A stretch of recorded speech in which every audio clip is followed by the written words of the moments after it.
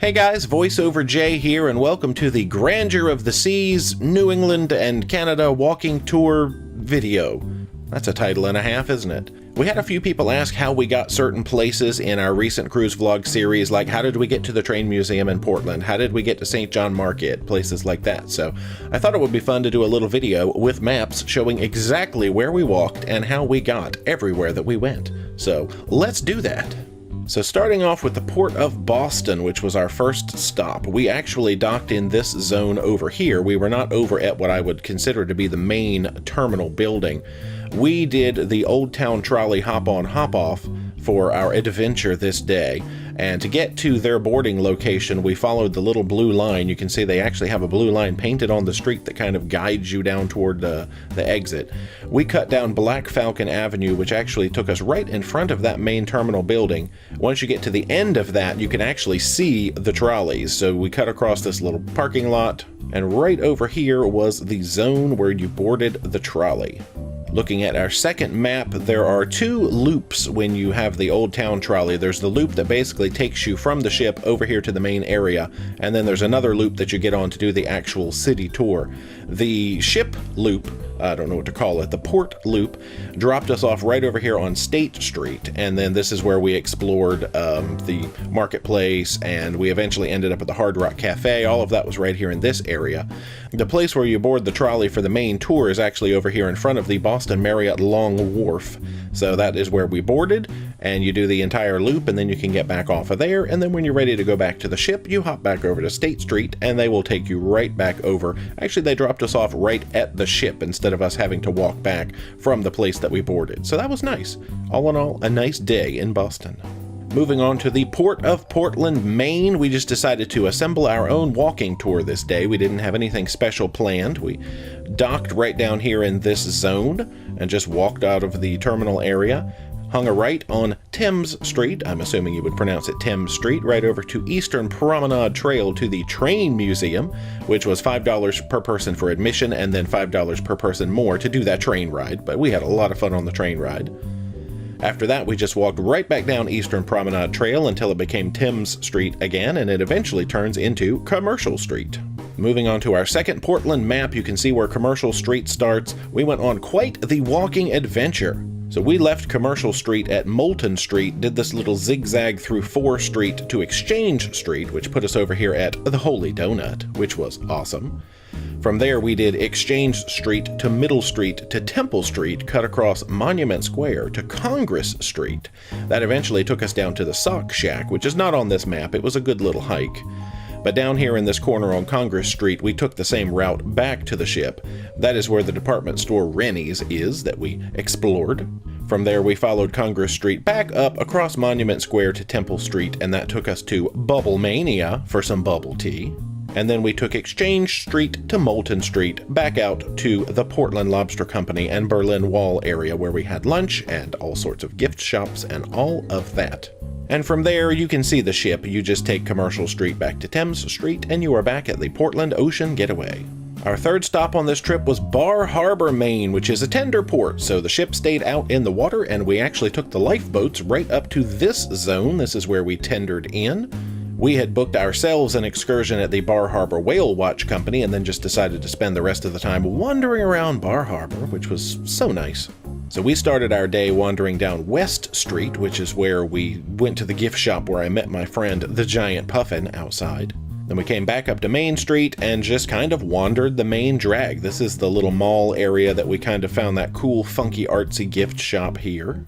Moving on to our second map, we have Cottage Street just off of Main. That's actually the street that we went to the Rite Aid for some beverages, and you can see Eppie's Pizza there where we had lunch. Back out on Main Street, we have Ben and Bill's Chocolate Emporium, Cool as a Moose, Bark Harbor, all sorts of fun little shops that we explored. And that was pretty much the extent of our Bar Harbor day. We actually hit Eppie's Pizza back on the way up to the main tour, and then let's jump back to the first map. Right back up to the top to Bar Harbor Whale Watch, which was super convenient because that's literally the area that you come in. The tender brings you right into that area, so having the tour booked through them, I mean, that was amazing. Now, St. John, we did a good amount of walking. This is St. John, New Brunswick. The ship docks right over here. There are a couple of terminals. There's the Marco Polo, which is where our ship docked, and then there's another one called Diamond Jubilee. So from where we were, we just jumped out on Water Street. We turned right and went down here to the Three Sisters Lamp just to check it out. From there, a quick jog up Prince William Street and a right on Queen Street, and then straight down there you will find Queen Square. That was where we saw the statue of Champlain and all right there in the center. Then we went diagonally out of Queen Square up Charlotte Street, passing Julia's Pizza, which we were thinking to get a Donair at, but we did not. Moving on to our second map, we were continuing up Charlotte Street past Trinity Church. We hung a right on King Square South. Actually, we played around in King Square, but then hang a right on King Square South. You go past the Imperial Theater. On Sydney Street, we wandered by the Firefighters Museum, which did not seem to be open, and went up to the Loyalist Burial Ground. Then we jumped back out to King Square North, which that road literally takes you straight into our main destination, which was the St. John's City Market. That was a lot of fun to explore, and then from there we actually took an unexpected detour. We went down King Street so that we could find Freak Lunchbox, which was the cool candy store. That is over there between Canterbury and Prince William. From there we went across the street into Brunswick Square, and that was just sort of a mall setup, but still fun to explore. From Brunswick Square, they actually have these, I guess, pedestrian walkways that take you over the street. I think, yeah, technically you can get into those from Brunswick Square, so we used that sort of skywalk system or pedestrian walkway system to take us all the way over, sort of through the Delta Hotel, over to Market Square. That was where we had lunch at Duffy's. They had the museum over there. I think there was a library over there. All sorts of fun stuff, actually. So once we were done exploring there, we came outside to find beaver tails. Right here in this zone is where the beaver tail cart was, and we could see over to the Coast Guard Lighthouse. And then from there, it was just a quick jog right down Water Street back to the ship.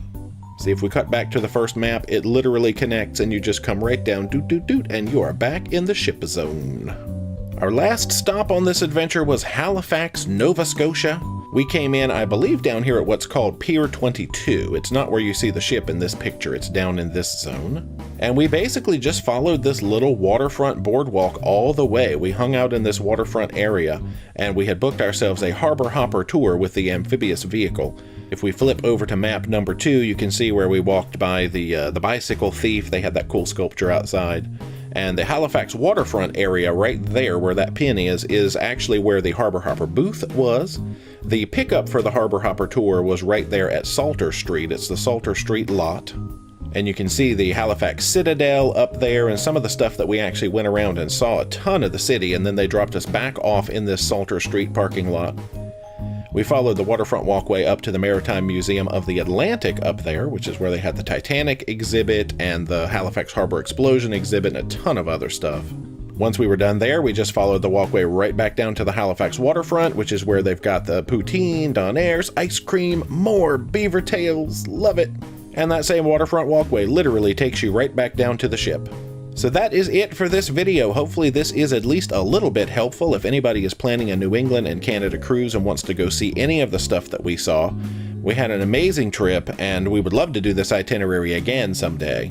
So hopefully you enjoyed this video. Make sure if you're not already, go subscribe to the channel, become a Paromaniac today, socialize all our media, Facebook, Instagram, and Twitter, and until next time, rock on!